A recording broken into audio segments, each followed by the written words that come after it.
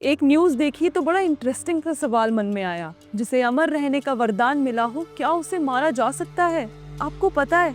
खैर, पता तो हमें भी नहीं, लेकिन सतयुग के लवणासुर के बस की बात तो नहीं।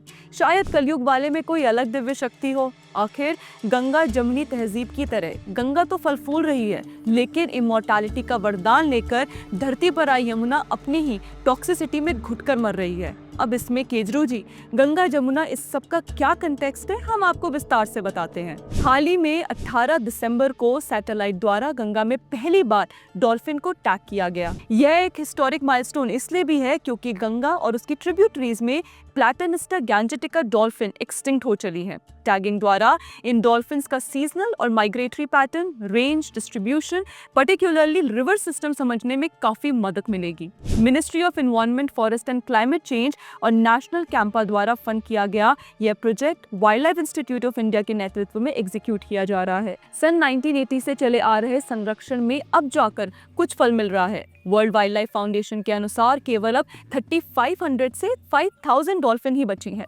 डॉल्फिन्स जिन्हें उत्तर भारत में सोइस कहा जाता है और जो हिंदू धर्म ग्रंथों के अनुसार माँ गंगा का वाहन भी है। इसके पॉपुलेशन कम होने का रीजन क्या है? सबसे बड़ा रीजन है दशकों से गंगा में लगातार होने वाला पोल्यूशन। इसके अलावा फिशिंग और अन्य ह्यूमन एक्टिविटीज इस पोल्यूशन के लिए जिम्मेदार हैं। रिवर पोल्यूशन से केवल डॉल्फिन ही नहीं, हमें भी भारी नुकसान होता है, as these rivers are our primary source of drinking water. तो सरकार गंगा यमुना को बचाने के लिए क्या कर रही है? कुछ कर भी रही है कि नहीं? देखा जाए तो दो सरकारें, दो नदियां और 10 वर्षों का काल, वादे भी एक तरह से सेम ही है, लेकिन एक का काम दिखता है तो दूसरे में केवल टॉक्सिसिटी। हम बात कर रहे हैं दिल्ली में ही बैठी दोनों सरकारों की। एक तरफ है मोदी सरकार तो दूसरी तरफ झाड़ू लगाकर भ्रष्टाचार मिटाने की बातें करने वाली केजरीवाल जी। इसे हम गंगा जमुनी तहजीब वाले कंटेक्स्ट में अच्छे से समझेंगे। पिछले 10 वर्षों से हर साल यमुना की सफाई का मुद्दा उठता आ रहा है, स्पेशली अराउंड छठ पूजा और Delhi assembly elections. The Namami Gange program is one of the flagship projects of the Modi government, especially the Jal Shakti Ministry. Implemented in various phases, its success is remarkable. Initiated in 2014, right after Prime Minister Modi took charge, the project took off with Rajdhani speed. जून 2024 के एक report के अनुसार national mission of clean Ganga के अंतर्गत नमामि गंगे के second phase के complete होने पर एडिशनल 3108 mld के कैपेसिटी वाले सीवेज ट्रीटमेंट प्लांट अचीव किया जा सकेगा। वहीं जहां 2014 में यह सीवेज ट्रीटमेंट प्लांट की कैपेसिटी केवल 1221 mld ही थी। नमामि गंगे प्रोजेक्ट के अंदर एग्जिस्टिंग प्लांट्स का रिवाइवल और नए प्लांट्स की स्थापना में आज यह कैपेसिटी 3110 mld की है। करीब $4.5 बिलियन के खर्चे वाली नमामि गंगे प्रोजेक्ट की सक्सेस इंप्रूव्ड वाटर क्वालिटी और पास पोल्यूटेड सेक्शंस के रिहैबिलिटेशन से भी देखी जा सकती है। गंगा में अब केवल डॉल्फिन्स ही नहीं, बल्कि एक्सटिंक्ट माने जाने वाले कछुए, मछलियां जैसे हिल्सा भी स्पॉट की जा सकती है, जिसका मुख्य कारण है गंगा की सफाई। अब हम यह नहीं क्लेम कर रहे हैं कि गंगा पूरी तरह से साफ हो चुकी है।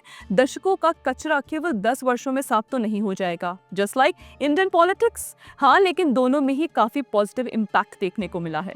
अब बात करते हैं झाड़ू वाले की यमुना, जो थी तो घग्गर नदी की ट्रिब्यूटरी, पर टेक्टोनिक शिफ्ट्स के चलते धीरे धीरे गंगा की ही हो गई।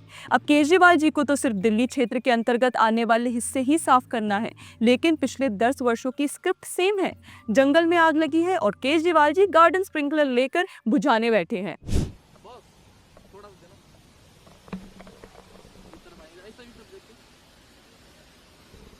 क्या नाम है आपका बॉस? मेरा नाम अशोक कुमार है जी। आप क्या छिड़काव कर रहे हैं? ये पानी छिड़काव कर रहे हैं जी, झाग मारने के लिए। झाग मारने के लिए। कहाँ से ऑर्डर मिला है? दिल्ली जल बोर्ड से जी। जल बोर्ड से। और कब तक करेंगे? ये शाम तक करेंगे सर। शाम तक जी। और आज भी छठ है, तो छठ के लिए क्या तैयारी हो रही है यहाँ पे? तैयारी हमारे तो ड्यूटी है, इस पे लगा रखी है झाग मारने के लिए बस। और नाव कितने चल रहे हैं यहाँ पे? नाव पर ये चल रही है 7-8 नाव चल रहे हैं। हाँ जी।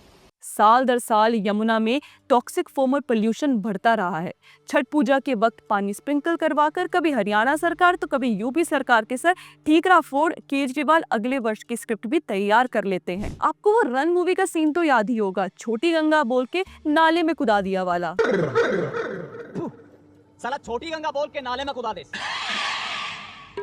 बस वही, केजरीवाल जी के शासन के अंतर्गत दिल्ली में यमुना एक ग्लोरिफाइड नाला बनकर रह गई है। 2014 से चले आ रहे आप सरकार के क्लीन यमुना मिशन अभी तक डेवलप ही हो रहा है। केजरीवाल सरकार यानी डमी अतिशी सरकार की माने तो 5 वर्षों में यानी वर्ष 2017 से वर्ष 2021 तक यमुना की सफाई में करीब 6800 करोड़ रुपए लगाए हैं। 2023 में इन्होंने 1000 करोड़ का सप्लीमेंट्री बजट भी पारित किया गया था, लेकिन यह करोड़ कहां गए इसका आकलन करने के लिए एक अलग वीडियो बनाना पड़ेगा। 2014 से मिशन मोड में चल रही आप अब 2025 में भी एक रिवाइव 5 पॉइंट प्लान लेकर आई है। दिल्ली भाजपा की मानी जाए तो यमुना सफाई के नाम पर केजरीवाल और अतिशी करीब 8500 करोड़ लूट चुके हैं। अब इस बात में कितनी सच्चाई है ये तो आप छठ पूजा में टॉक्सिक फोम में डुबकी लगाती हुई श्रद्धालु से ही पूछ लीजिए। कभी विचार करते हैं कि 10 सालों से क्यों नहीं साफ हो रही यमुना? यह बात तो है नहीं कि पूरी नदी ही आपको साफ करनी है, साफ तो केवल दिल्ली क्षेत्र में आने वाली यमुना ही करनी है ना, बाकी तो उत्तर प्रदेश वाले कर ही रहे हैं। रिपोर्ट्स के अनुसार यमुना मथुरा में साफ है, बात गंगा की हो या यमुना की, साफ तो तभी होगी जब उन्हें साफ करने का दावा करने वाली सरकारों की नीयत साफ होगी। अरविंद केजरीवाल पिछले 10 वर्षों से हर वर्ष यमुना को साफ करने के लिए 5 साल मांग रहे हैं। 2016 से बार बार 5 साल मांगने के बाद अब 2024 में भी 5 साल मांग रहे हैं। 5 साल बाद चुनाव तो आ जाता है पर वह 5वां साल नहीं आता जिसमें यमुना साफ होनी है।